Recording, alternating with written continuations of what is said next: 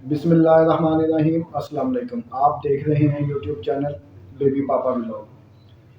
2 سال قبل جب میں نے ایک کمپنی میں ملازمت کی تو وہاں کم و بیش سب ہی خوش مزاج لوگ تھے، مگر ایک انگریز نوجوان ایسا بھی تھا جو اکثر میری بات کا جواب نہ دیتا۔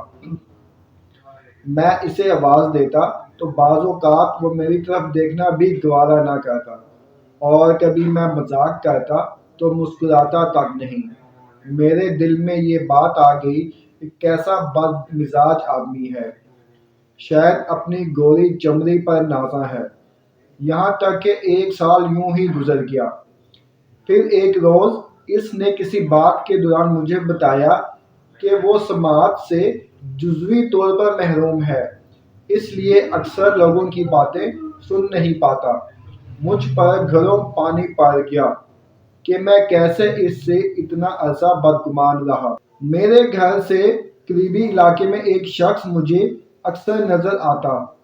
وہ ڈبل روٹی یا چپس کھاتا تو کافی سارا کونے میں پھینک دیتا۔ میں سوچنے لگا کہ کیسا ناشکرا ہے، رزق کی بے حرمتی کرتا ہے، اسے ضائع کر دیتا ہے۔ اگر نہیں کھانا تو تھوڑا لیا کرے۔ یہی سوچتے ایک روز اس سے آنکھیں چار ہوئیں تو اس نے مسکرا کر چمکتی آنکھوں کے ساتھ کہا، بھائی یہ دیکھو، یہ میں کیڑوں کو کھانا ڈالتا ہوں، اللہ انہیں کیسے رزق دیتا ہے۔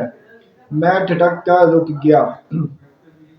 میں جسے ناشکرا سمجھتا تھا وہ تو اللہ کی ناتواں مخلوق کو رزق دینے کا ذریعہ بنا ہوا تھا۔ ندامت سے میرا سر جھک گیا۔ یہاں انگلینڈ میں رواج ہے کہ ہمارے دیسی لوگ اپنا نام بدل کر انگریزوں جیسا بنا لیتے ہیں، جیسے جمشید بدل کر جم بن جاتا ہے یا تیمور بدل کر ٹم رہ جاتا ہے۔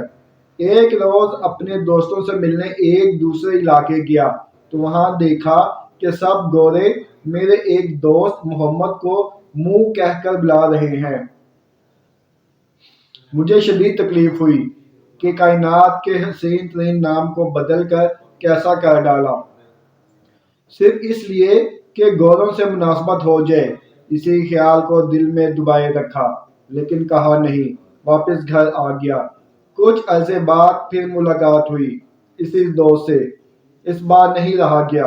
میں نے کہا، محمد تمہارا نام تو سب سے بلند ہے اور تم نے اسے بدل کر منہ کر دیا ہے، ایسا نہ کرو۔ میری بات سن کر اس نے جواب دیا، عظیم بھائی میں نے ایسا جان بوجھ کر کیا ہے۔ جب کام پر ہوتا ہوں تو یہ لوگ غصہ یا مذاق میں مجھے گالیاں دیتے ہیں۔ میں نہیں چاہتا تھا کہ میرے نبی کے نام کے ساتھ کوئی نازیبا کلمہ یہ کہیں، لہٰذا میں نے اپنا نام منہ لکھوا دیا تاکہ سب منہ کو گالیاں دیں، محمد کو نہیں۔ یہ سن کر میری حالت ایسی تھی کہ کاٹو لہو نہیں۔